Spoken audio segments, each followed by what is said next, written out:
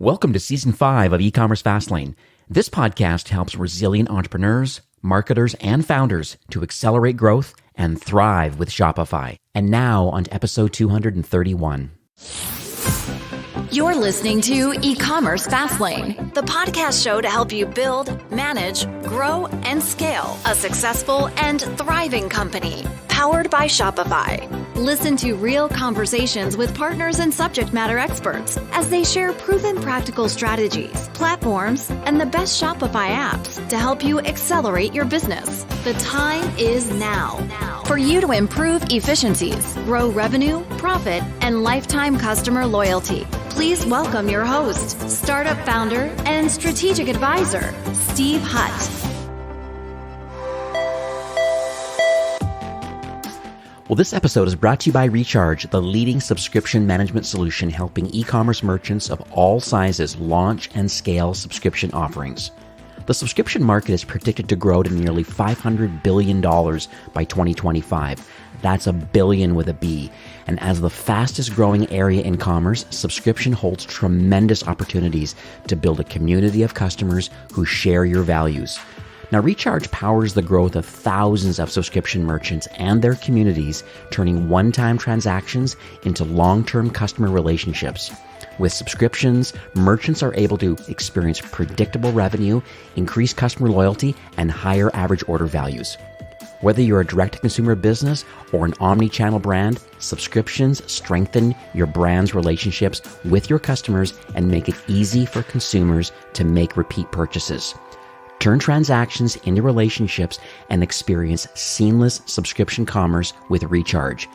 Get started today with a subscription payment solution trusted by over 45 million subscribers worldwide. You can check them out at rechargepayments.com/fastlane. Well, hey there, it's Steve Hutt, and welcome back to the 5th season of E-Commerce Fastlane. Now, this is your first time listening. This is an e-commerce show where we have honest and transparent conversations about building and thriving with your store, powered by Shopify or Shopify Plus. Now, if you're an ambitious lifelong learner, which you probably are since you're here today, you're definitely in the right place. Now, new episodes are available twice weekly with your favorite podcast players like Apple Podcast, Stitcher, Google Play, Spotify, and many more. You can also stream current episodes, including a very relevant back catalog, directly from ecommercefastlane.com. Now, in today's episode, my guest is David Perry, who's the CEO of a company called Carro. That's C-A-R-R-O, and I believe their URL is getcarro.com. Now, they really are an amazing platform that introduces brands to the social media influencers that love those brands. And over 7 million introductions later, Carro now helps many Shopify brands to build incredible partnerships with other brands they love. And we're going to talk about the two parts of this platform. It's really, really interesting. Over 30,000 Shopify businesses now currently have Carro installed. It's actually a sales channel inside Shopify, not just an app. That makes it very unique and special. And they truly are living up to their mission of really wanting to help direct-to-consumer brands to sell more together. So we're going to talk about how these platforms work. So hi, David. Welcome to E-Commerce Fastlane. Hey, thanks for inviting me. Absolutely. So I love Carro. This is your second time on the show. And one of the things I love about Carro, I'm going to just right at the top, is the fact that at this time of recording, you have a really amazing feature that allows brands to understand the social footprint of their existing customers and then give them a workflow. I'm coming up hot here on this because this is really exciting for me because it gives the brand the workflow to say, hey, I didn't even know the social footprint and the impact that my customers have socially. And is there an opportunity out there to work with them? And it's thanks to Carro, and obviously just 30,000 customers are using this, merchants. Many of my brands are using Carro right now, and they love it because I've mentioned to them how amazing it is to truly understand how you could work with influencers instead of just getting into a marketplace and trying to find someone who might like your product versus someone who actually owns the product. So this is your time to tell me a little more about Carro. I love the influencer side, but maybe let's talk at a high level about overall. There's two parts to the platform, and like what sort of problems are you solving for a lot of these Shopify brands that are now connected to Carro? Well, what happened was I got to spend time with social media influencers, and I found that the influencers, when you talk to a bunch of them and you start really, when they feel comfortable to tell you really what's going on in their world, their biggest frustration is they just want to work with brands that they love. Sounds really simple, right? Just please, please let me work with brands that I love. Instead, they're constantly being harassed on Instagram, for example, with, belt companies and candle companies for things that they would never wear or buy. And it's frustrating to them. And so I've had this conversation over and over and over with them. There was one, a friend of my daughter's, she was 12. She was making like $30,000 a month. And makeup companies kept sending her makeup. And she's like, but I don't wear makeup. And so she had this white backpack, and the white backpack, some other girls at the table said, oh, I love your backpack. And she said, oh, I love this backpack. I take it everywhere with me. It's my absolute favorite. And I'm thinking to myself, I'd rather be the backpack company than the makeup companies that are just wasting their time harassing her. And so I was just processing this. And then I watched this YouTuber. His name was Casey Neistat. He was he still is, but he was a very famous YouTuber. And someone at Emirates Airlines, when he was traveling, pointed to him and she said, this is Casey Neistat. And they upgraded him to first class. And he then made a video about what it's like to fly first class on Emirates Airlines. And I didn't know, but you actually take a shower. And that was crazy. But he got I don't know what the number is now, 100 million views for the different things he's done with Emirates. Some crazy amount of views. It all came down to the fact that somebody pointed to him and said, that's Casey Neistat. If no one ever points to him and say that's an important person, then they would just get on the plane and that unbelievable opportunity just slipped by. And so this is what we're finding is that brands today tend to hire an agency or somebody to go and start asking random people on Instagram, for example, will you promote our stuff? That's not the best way to go about this. So the thought was, can we help you work out who seems to like your brand or who's been buying your products? And that was something we spent some time solving. And the way we did it is we sort of started this virtuous loop where the brands will actually give away their products. And then the influencer ends up connecting to our platform so that they can actually go through that process of receiving the free product. But our goal was to make it effortless for everybody. So today, brands tend to, they have influencers they're talking to and they're trying to keep Google spreadsheets and they hire more and more influencer people to try to manage all of these conversations. And what's actually occurring is the influencer is kind of shopping through some human being at the brand's office. And then that person is putting, sunglasses in a box and labeling it and trying to get it out because this influencer is about to go to Coachella tomorrow and it's an emergency. We're like, there has to be a better way to do this. And with Shopify, at the end of the day, you have a store. So why don't we just make it so that the influencer can just come to the store and choose whatever they like? So effectively just do your own shopping, which honestly, they're very happy to do. And they're going to discover products they like, in which case they can then just request them. And we get rid of the whole problem of needing contracts, etc., because we have all that built in. We have them tell you what they're going to do with the product, and we verify they are who they say they are. But the net result is for the brand is they just click approve or deny. If they like this influencer, they invited them in and they are happy with what they requested, then once they click approve, we actually generate the order and place it in the Shopify queue. So we literally got this down to one-click approvals and the product then goes to the influencer. And ultimately, Facebook ended up, I know it's called Meta now, by the way, I think I still like Facebook better, but Facebook ended up writing an article on this because they wrote a success story on Caro because we were focused on authenticity. I was speaking at a conference and this lady came up to me and she goes, you're ruining my job. And I go, what's your job? And she says, my job's to look at Instagram and choose influencers for brands. And data's going to do a much better job, honestly, than you randomly choosing people. And so the response from the influencer is generally, oh my God, I love your brand. I've been buying your products for years. This is so exciting. I'd love to work with you. That's a game changer. Now, I just had a call with a brand this morning that has 88,000 influencers in their data. Seriously? Wow. Why? How long is that going to last you? Right? It's insane. And so in total, we've now pointed out 7.6 million influencers to brands that they didn't know about. And so ultimately, that's why that piece. So Caro basically started by us thinking, how can we help brands gain more attention? And the reason we did that is because attention is arguably the most valuable thing to brands, because you'll never ever meet a brand that says, please, no more attention. They can never get enough. They're paying Google and Facebook. If you could somehow sit back and look at all of Shopify's brands, to some extent, they're buying the same clicks. They're buying in the same category, and they're all buying the same clicks over and over and over to try to get sales. So our thought was, is there any way that these people could work together? All these different brands have a certain amount of traffic that they control. What if they all just join together? And so today, the concept of Shopify is, they're going to make it very easy for you to do business, but ultimately it's you doing your business. You go do your business. And that means that there's no one necessarily helping as far as sending you traffic. And so that was our thought. Is there some way we could help all of these different people who are, in a way, we're building a new website right now, and the tagline is "Stop Selling Alone." And we really don't want anyone to feel like the only way to get traffic is to go buy it. That's not necessary. There's influencers out there that love your products, that buy your products, would love to work with you. And secondly, our thought was, if you could get these brands to actually collaborate, which, by the way, isn't easy. So they didn't get up this morning and going, I'd love to collaborate with other brands. Let's stop everything so we can do collaborations. It's not top of mind. But when you think about it for just a few seconds, then you start to go, hold on, well, that kind of makes sense. Our current installed brands have 350 million visitors a month. That's 350 million every month hitting that collection of brands.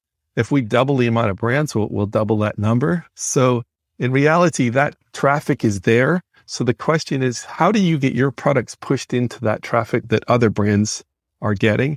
And the answer is partnerships. And it's hard. This is hard because it's the conversations I have are kind of frustrating, that we'll get someone to sell spaghetti and they'll be like, I'm in the spaghetti business. And yes, you're in the spaghetti business, but just look at your website. You have these beautiful recipes on beautiful tables with beautiful cutlery and plates. And the recipes have more ingredients than just spaghetti, but you refuse to sell any of that stuff. And so what do you think people are doing? Is they're actually then moving over to another tab or to Amazon and buying everything else, right? And so this became sort of part two of Caro. So part one was, can we help you with attention? And you can see how our mind was still, can we help you with attention if we were to get your products into other people's traffic? But what we've realized is this, we have to help with the second thing, which is sales. At the end of the day, attention is wonderful, but sales are even better. So we're like, what can we do to get you more sales? And so obviously we can't fundamentally just redesign your business. That's not going to work. So the question is what's missing? The example we like to use, because it's pretty easy to grasp, is just if the store is missing something, like they sell bicycles, but they don't sell helmets. People who buy bicycles are going to go buy a helmet somewhere else then. You're sending them off to Amazon or you're sending them off to a competitor. We have loads of helmets. Why don't we put helmets into your store? So this is where it kind of got really interesting for us, because once we started to wire it up, like, here's a helmet company that's really great, and you're a really cool bicycle company. We're going to wire you two together. At the time, people were like, oh, that's going to get really hard. That's not going to be easy to get these relationships to work together. But we did end up, getting the code to work. So it's seamless.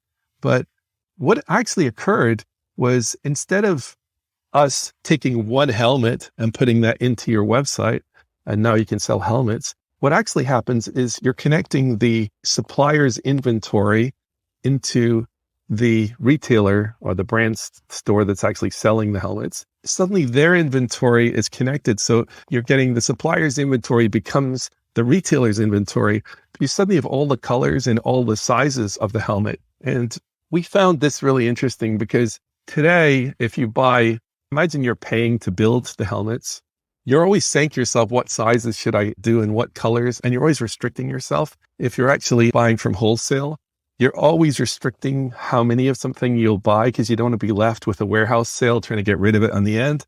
So wholesale today is a little kind of broken because it's complicated. You have to freight the products into your warehouse and insure them and all the rest of it. But in reality, you've just wasted margin. So by taking their products and moving them somewhere else, you wasted margin during that process. And then you better sell them, or you're going to have to sell them at discount, or you're going to have restocking fees if you try to return them.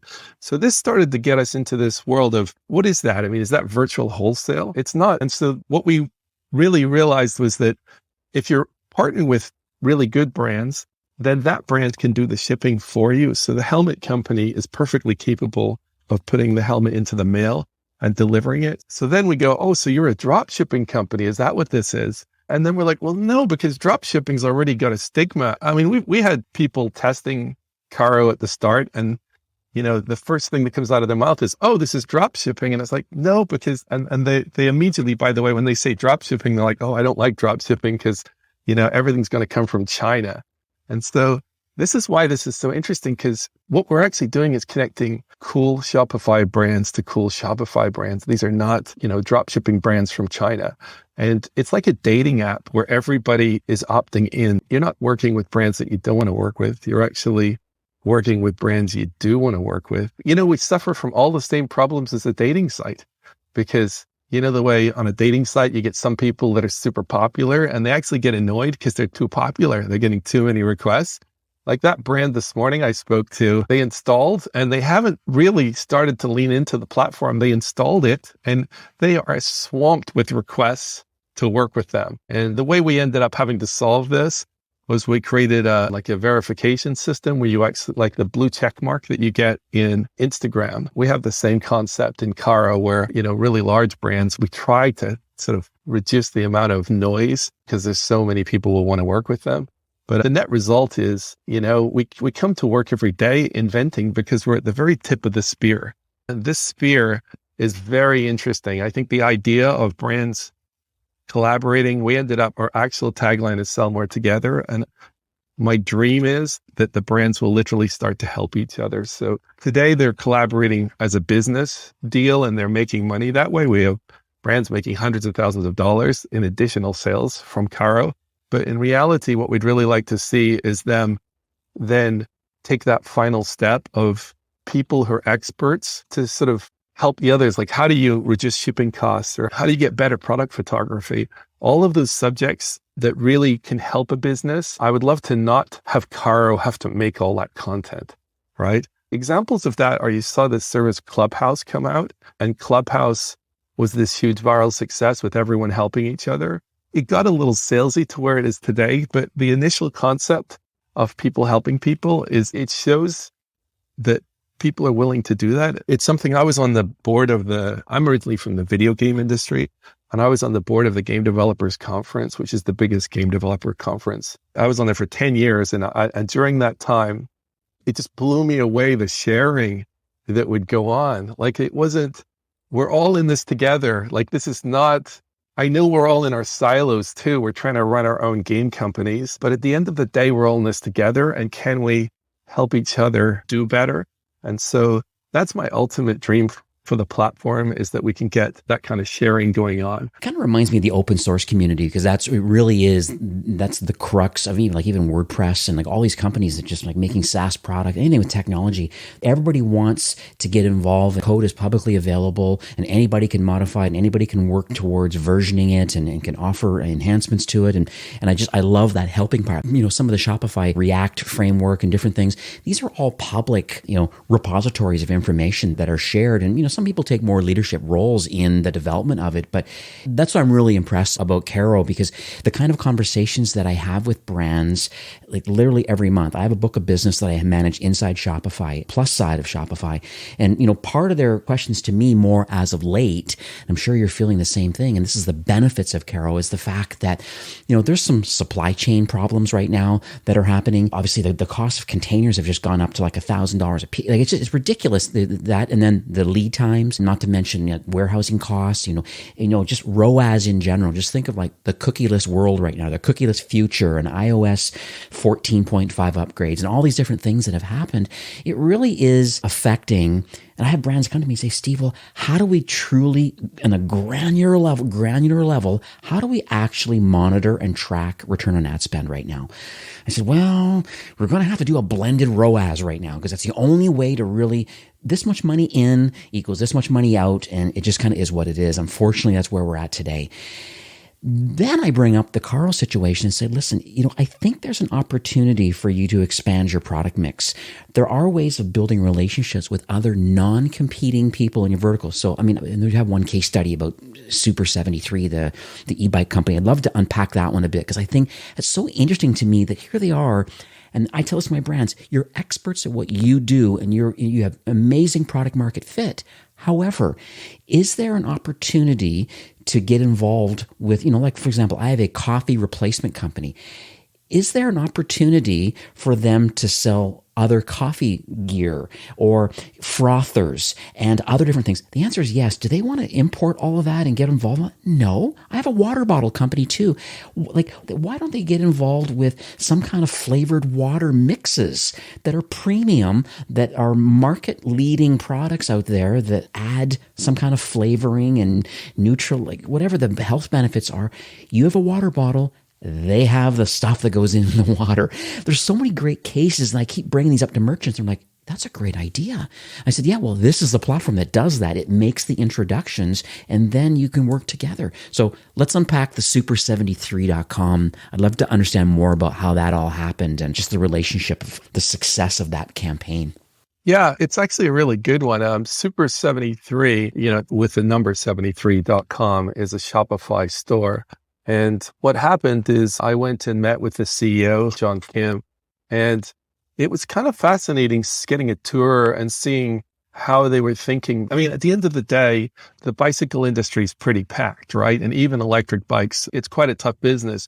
But what he really learned was the value of working with influencers and customization.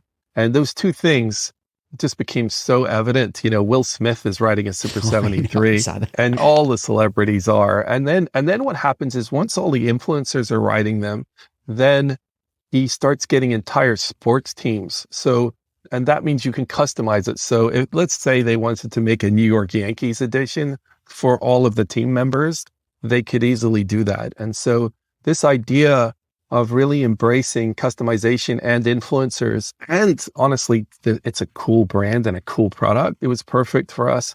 And you can imagine people want to work with them. It's endless. And so what we did is we started off with partnerships around just some simple products that they didn't have. They wanted certain cases and things for phones and helmets and those kind of things. As far as the brand goes, then you start going, well, what about lights and what about titanium bike locks and whatever else? We have an endless supply of these things. And so what we realized is initially we thought we were in the business of getting a product for you. Like, can I get you a helmet? Whereas what we've realized, we're in the category business.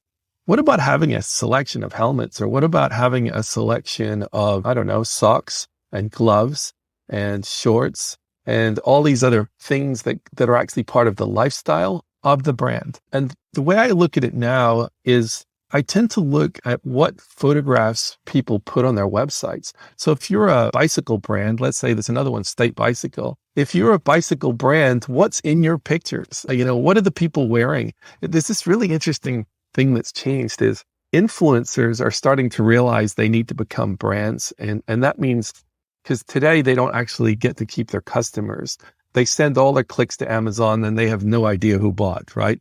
But in reality, if you know who bought, if you're an influencer listening to this, please open your Shopify account and start collecting your customers, and Kara will help you with that. That customer database is invaluable when you're doing brand deals. The fact that you already have 100,000 people who bought e-bikes because of you and they're your customers, please stop sending affiliate clicks off. And the second thing that we do is Amazon will pay 3 to 5%.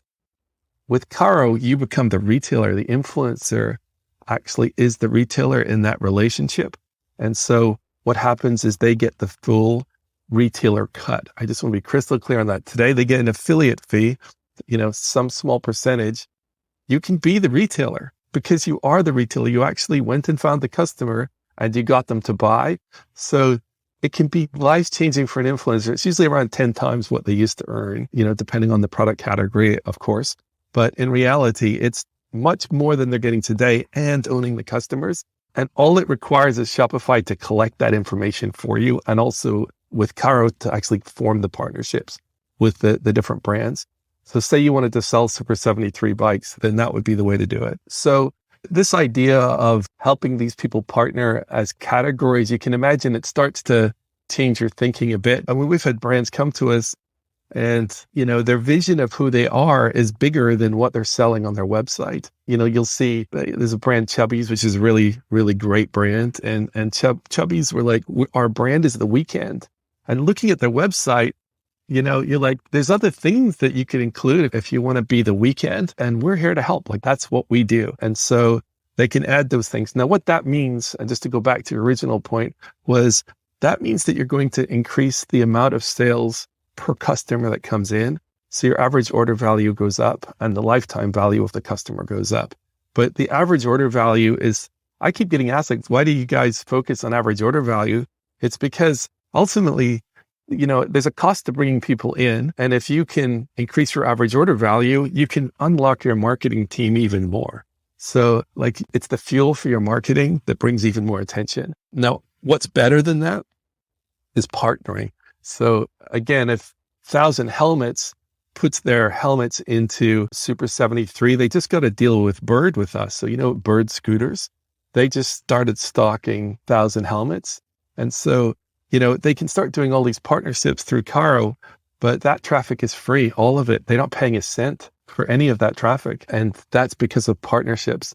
And so that's why you can imagine, that's why our mission is to try to help people start to think this way, because the partnerships are so incredibly valuable. And what we find is the brands tend to already know who they like. So we've had brands come in and have 10 more Caro installs simply because they already know who they want to partner with. And those other brands install so they can link together. So we don't necessarily have to do much heavy lifting at all. Another good example is a brand called BlendJet, who does this portable blender, which is a really neat idea because when you blend something, it tends to settle. If you blend just before you drink, you're always drinking it at the perfect blend. I own one. I love it.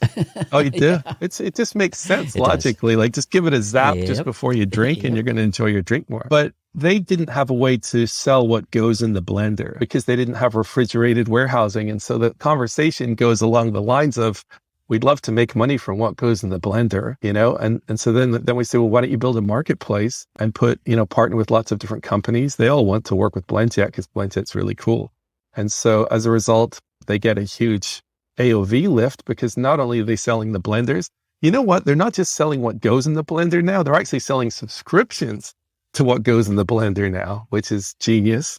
That's made them even more successful. It's fun to watch that, how people do it. I'll give you another example is if you can build any category in your site from partners, then why not build a whole mini store inside your store? And that would be the equivalent of a pop-up store. So it's going to be Halloween, or it's going to be the 4th of July or Valentine's Day or Black Friday. Would you like to have a pop-up store? And in the pop-up store, you can then include those other items. And going back to your other point, which was the supply chain problem, I live down by the ocean, by the way, near Laguna Beach, and I see the ships. All they did was spread the ships out. Yeah. They spread them out so they would say there's no supply chain problem. I'm staring at ships 24/7 now, right? It's like the ships never go away. They're just there permanently. And so this idea of being able to sort of set up a pop-up store for a special event like National Yoga Day is now a thing. If you actually look through the calendars, there's a day for everything now. Let's say yoga is your thing. We have Manduka as one of our brands. What about National Yoga Day? Would you like to do a pop-up store? This will cost you nothing. This is literally just merchandising on your store, just saying it's National Yoga Day, and then place products that you would like to sell from cool brands in there. And then when that day's over, you can take it down, or when that week's over, whatever it is. This is virtual inventory and virtual warehousing in one pod. And it's just so freeing. And if you do that, it makes your site feel more alive because it's not just the same thing every day. And the other thing it allows you to do is to sort of work out, why don't you just try a product? I'm not sure if they'd want to buy brushes with my makeup, but I think they might. So let's try some brushes with my makeup, or, nail polish remover for my nail polish. Try it. Try different companies, try different brands. Work out what your audience likes and keep an eye on your AOV as you do it. And that's just a healthier way to work with other brands. I want to talk a bit about the actual technology and how it works. I think it's important for those listening today to understand about ownership of the customer. So if you align yourself with a brand, so let's say you're in the shoe market. I'm just going to be more of a generic here, but you're in the shoe business, but you see benefits in maybe selling another Shopify brand's socks. And you feel that you don't want to be involved in the sock business, but you want to test the market out of maybe that's a good value add accessory item, I believe, for a shoe store, which a lot of shoe stores probably don't do, which they should. And so Carol can facilitate that. So walk us through what happens. We make this arrangement between the two parties. They both agree to have the Carol app installed. And then my shoe company then goes, because the two stores are synced, I get to select the SKUs that I want, bring them over onto my store. So now I'm merchandising my site with fulfilling parties' inventory and images and descriptions and things. Then when someone actually, and then your store's published, when someone actually makes a purchase, so they buy the shoes and they buy the socks together, what happens to the order? Where does it go? And then the confidence factor that, well, it's very clear that I'm going to fulfill my end of the bargain by shipping the shoes out. Is there a dialogue that needs to send out saying, hey, and I know most people think that maybe if I order multiple SKUs, they might be coming in multiple packages. So maybe there's not any communication required, but what's the next step now? Like, how does the sock company that's on Shopify, how do they know they have an order? Does it show up as if it's their own? Is it tagged? And then how is the financial arrangement between the two parties facilitated? Because, hey, they came to buy shoes. They also added a pair of socks to the mix thanks to this other partner over here. I'm assuming it's in the other partner's admin to be fulfilled on behalf of the original. That all happens. Where do the tracking numbers go? Now I have two tracking numbers. So just maybe walk me through a little bit of the tech stack and kind of like, and the steps of kind of what happens. Well, you can imagine with all of these different relationships, we've seen every possible question and combination come up, between relationships. In a way, that's what our platform is all that intellectual property of how to handle the complexity of so many different relationships. What we wanted to do is to try to make it really simple. And so when two brands agree to work together, it is the most simple equation ever, which is what is the supplier making? What is the retailer making?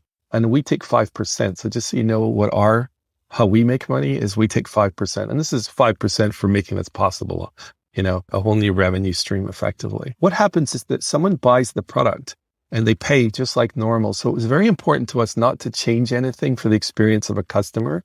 So the Shopify Checkout is just like every other Shopify Checkout. And once that's over, now the retailer has taken the full amount for the shoes and the socks. And what we have to do is to get that money over to the supplier, the one that's going to send the socks. And again, we take our 5%. So the supplier gets paid at the exact same time as we do. And the supplier, on receipt of that, will actually mail out the product to the user. I personally am very excited about Shopify's investment into distribution because I think someday we're going to be a bit of a poster child for that, because what's going to happen is you might buy a helmet and gloves. And technically the helmet and gloves come from two different companies, but they can be placed in the same box if they come from the same distribution center. And so this idea that Shopify is investing into distribution is just wonderful. And so these kind of things will just make this even cooler. Now, in reality, people have no problem getting multiple boxes in the mail. And so the question that you had is super valid, however, which is this idea of, but what if they don't ship or they take forever? Like imagine they just take forever. That would totally be awful. So behind the scenes, we have a brand score for each brand in our network, and we're paying attention. And it's actually a very interesting thing. You see this in like supermarkets and things like that. If you're the guy supplying the apples in England to Marks and Spencer's, it's an almost unbelievable contract ever. But if you screw up and you start giving them really bad apples, you just lost all of Marks and Spencer's in the United Kingdom, and your sales probably dropped by 95%. So in reality, that's what Caro is Caro, if you were asked to leave our network, you're going to lose access currently to 30,000 brands. And I hope at some point, 1 million brands.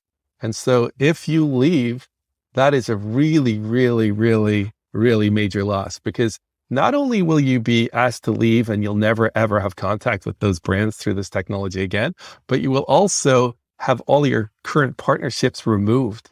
So all your store is going to suddenly have, those relationships canceled. Do you want to be a good actor inside this new ecosystem that I think is going to be critical to the future of e-commerce? Or do you mess around and give bad service? I think that would be a horrific mistake and a huge misunderstanding of the value of partnerships going forward. I really do believe in this idea that as more and more brands, the way networks work, as you know, is the more people use it, the more valuable it becomes to the people. And what's kind of interesting is building networks is very hard because it's hard to get that critical mass to start, which we thankfully have managed to achieve. But getting started is key. And if you think about those big networks that are out there, which is kind of funny, like OpenTable is one where you can book tables at restaurants. That's a good example. Uber is another one with the drivers and the customers. But OpenTable is kind of interesting because what happens is on a lot of networks, one side of the network doesn't actually want more of their side.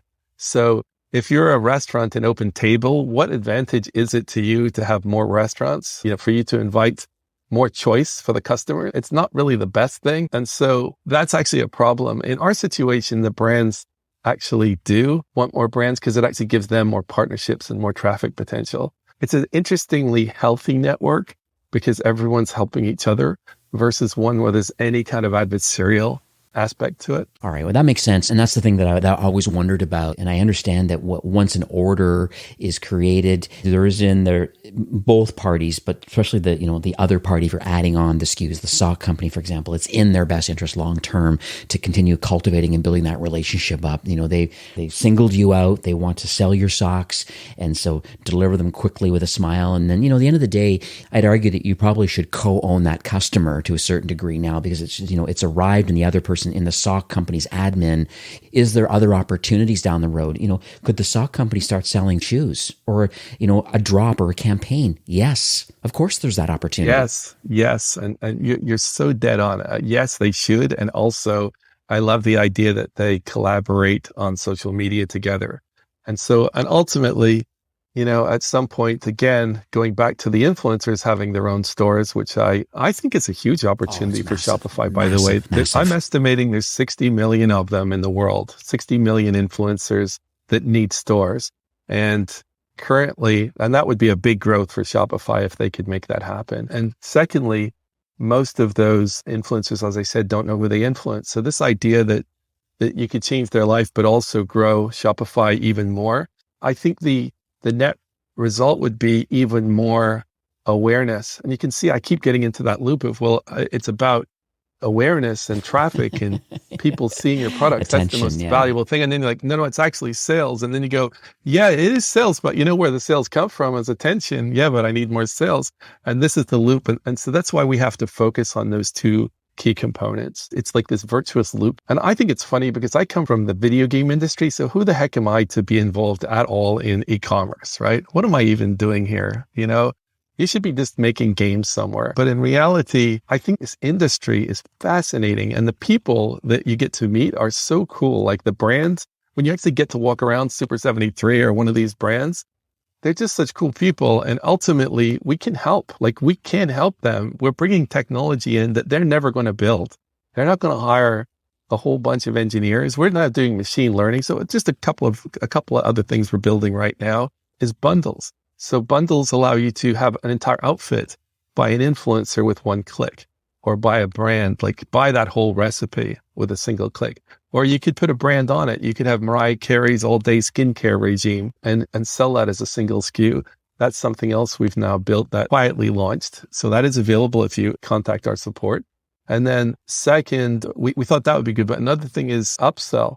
And upsell is really interesting because we all have seen recommendation systems forever, but we come along to it and we're like, we don't want to, like if you're selling an electric toothbrush, should we be trying to upsell something from your store, meaning an electric shaver?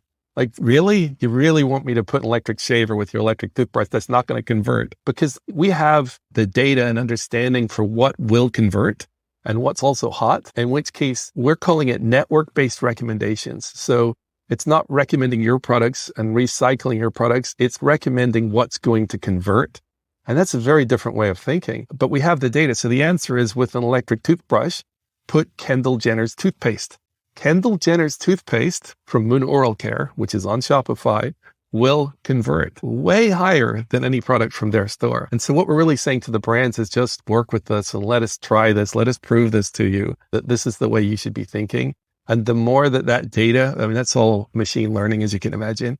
As that machine learning just gets better and smarter and better and smarter, I can see what it's going to happen is, in the future, you'll be like, I want to add this snowboard. And we're going to be, wait. Are you sure you want that one? Are you sure? Yeah. Like, because you're going to sell, I don't know, 2.3 times as many if you add this snowboard. So why not add it as well and see what happens? And that's what's fun about this, right? Because you're able to add things at no cost.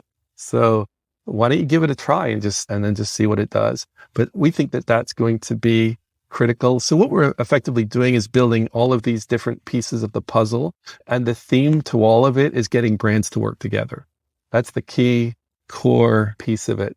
And so when you do that, everything changes. Like, that makes recommendations way more interesting, because your site is staying relevant based on what's hot. So if something's taking off in social media, we know that, in which case that recommendation for that product will just suddenly start appearing in your checkout. Then, of course, brands have come and say, hold on. We have to control what appears in our checkout. Yes, we've built that in so you can approve the brands that will appear.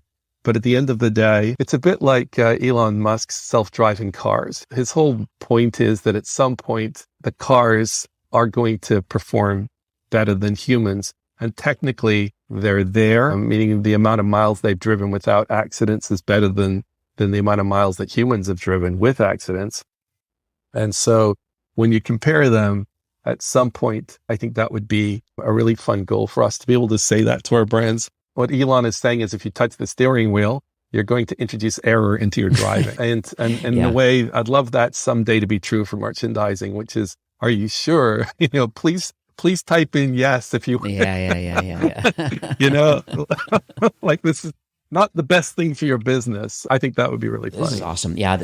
I've scrambled a tons of notes here, and just I feel so blessed being in this position to have the opportunity to interview founders, because I love the problems you're solving. And at the end of the day, everybody wins. It's, Shopify wins because, the GMV increases and people are spending more. There's more AOV, there's more platform fees, there's more payment gateway. The whole thing just wins. And each of the parties on either end, the influencers win too through your platform, and being able to find brands. I just love what you said there too about that, there's got to be an opportunity long-term for those influencer creator type people that are listening today about creating their own property powered by Caro and getting the products on their own dedicated website and become a business owner outside of your influencer capabilities, and being able to talk on camera and being able to showcase products and recommend things with your audience, directing people back to the mothership of your home site where you own the customer journey, the life cycle of the customer, all powered by Caro. Select the companies that you want to work with, populate your site, and start building a brand around products that you use and love, and get paid way more money because of it versus an affiliate link. Like, that is money to me. Like, that's fantastic. And there's a good example store actually called Teddy and Bear. So Teddy, A-N-D, Bear.com, which is a Shopify store owned by an NFL player, an Olympic gold medalist. And together they decided to build a kids store. And we power the vast majority of it, but it's really interesting to see how seamless that is. So just go to teddyandbear.com and you'll see just how seamless. Those are virtual inventory, virtual products, but it allows an influencer, in this case, an influencer family, who would normally get paid probably $25,000, $30,000 a post, to have your products put in there for free. You're not getting charged for any of those posts. This is amazing. Yeah, I've got this up. I'll make sure I add this to the show notes for sure. So I want to talk about the future of the product. I mean, it's been a year since the last time we chit-chatted, and it's exciting to me kind of where things are headed. And so I don't know if you're able to, not give away your public roadmap, but just a North Star. Like, where do you see 2022, with BFCM, and there's so much stuff that people have to start thinking and planning now for the busy time of the year. where's Caro headed and how can they assist brands that really want to diversify their product mix? They want to make more revenue. They want to get involved with influencers. I just would like to understand, is there anything else that you want to tell people today about where you're headed and how you can help? Yeah, again, I think influencers is the secret. When Shopify, and I would love to work with Shopify because we've done so much research in this space now. I'd love to work directly with them to make it effortless for influencers to get on their platform. But if we can get a lot of influencers on the platform, then as brands, I think it's important that you realize that they can't have lots of the same thing. So there's going to be a little bit of a land grab. Do you want to be the company that gets the e-bike company that gets the relationship with them and get into that real estate where you're not paying for their posts? I think that is something, it's already here. So there are huge influencers. We have, I don't know if you know, but even like Leo Messi's stores on Shopify, the Dawson Company from Khloe Kardashian, all of these different people are installed, and actually their stores are installed in Caro, but they're also huge influencers already on Shopify that, if you've got a major brand with cool products, you should be partnering. And so these are the kind of people that it's not just the big influencers, there's a lot of the ones that are out there that have a lot of fans that they highly motivate to buy. And so they just need a system to do that. So my recommendation would be with brands is get ready. And when I say get ready, there's already influencers on there. So go ahead and start doing some relationships and then work out which brands you want to work with and get all of this nailed before you come to Black Friday. And Black Friday, build a pop-up store too. And you will get the largest year of sales you have ever had, period. And so it's just a case of embracing the future. This is something that I can't, again, it's inevitable in a way. My last company was cloud gaming, by the way. We streamed from the cloud to let games be on any device without having to buy a console, and PlayStation bought the company. And so in a way, it's inevitable. I believe this is inevitable too, that at some point, getting all of these people to work together in a more efficient way is really important. So that's what I would say to them, get started, get ready, learn how to use the system, get your best partners to install and connect directly to you so you can start doing real business.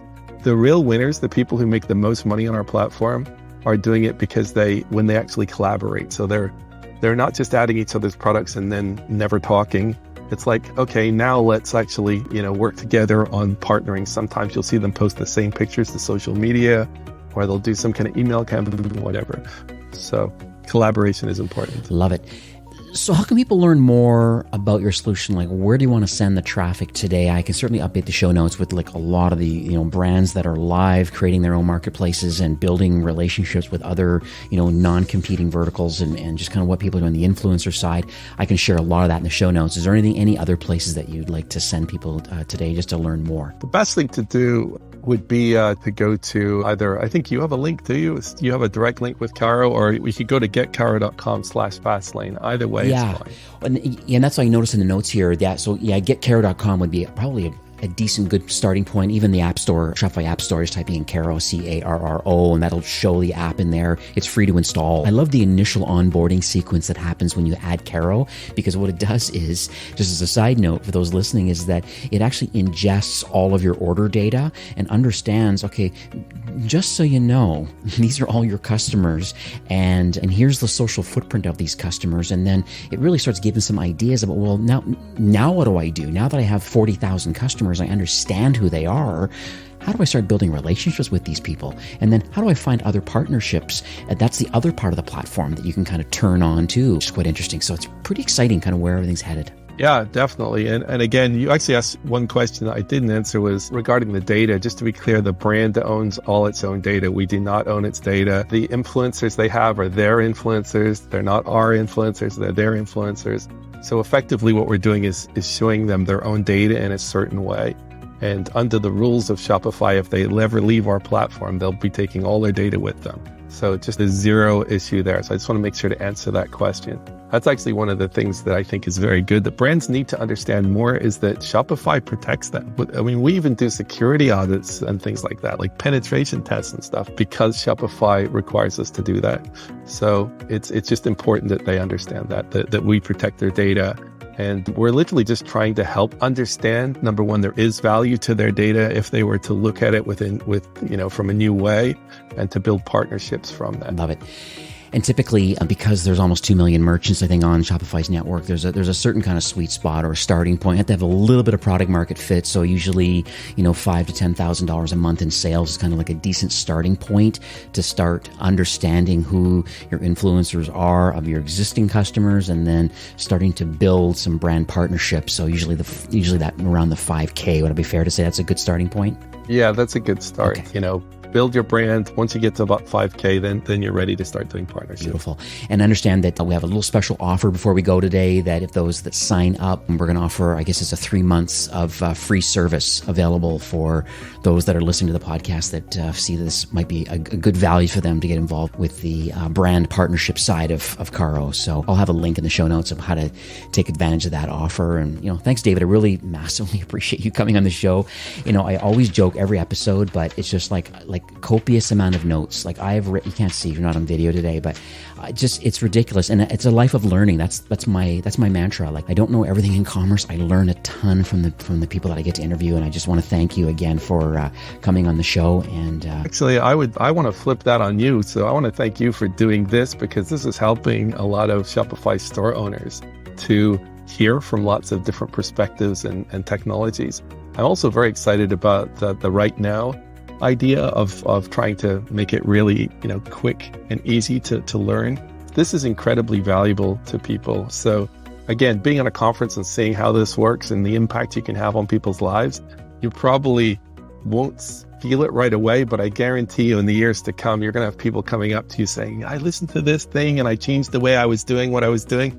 Thank you so much. And you will impact a lot of lives by what you're doing. Oh, beautiful. And thank you so much. I really appreciate that. And I really appreciate you coming on the show. Thank you for this recording. And I wish you continued awesome success. Congrats being an actual sales channel in Shopify. I know it's very challenging to become that level of connection to Shopify. And I do really appreciate that. That's kind of where you're headed, and I'll throw out a good word internally about trying to figure out about the creator kind of influencer side of the business to see if we can work together in that capacity into the future. Yeah, I'd love to collaborate on that for sure. Beautiful. All right, well, have yourself a great afternoon. Thanks so much. All right, take care. Today's episode was brought to you by Recharge, the leading subscriptions payment solution for Shopify brands. Thousands of merchants use subscriptions powered by Recharge to grow their business and their communities by increasing average order value, reducing churn, and providing predictable recurring revenue. Turn transactions into relationships and experience seamless subscription commerce with Recharge. You can check them out today at rechargepayments.com/fastlane. Well, that's it for today's episode. I'd like to thank you, a loyal listener of e-commerce Fastlane.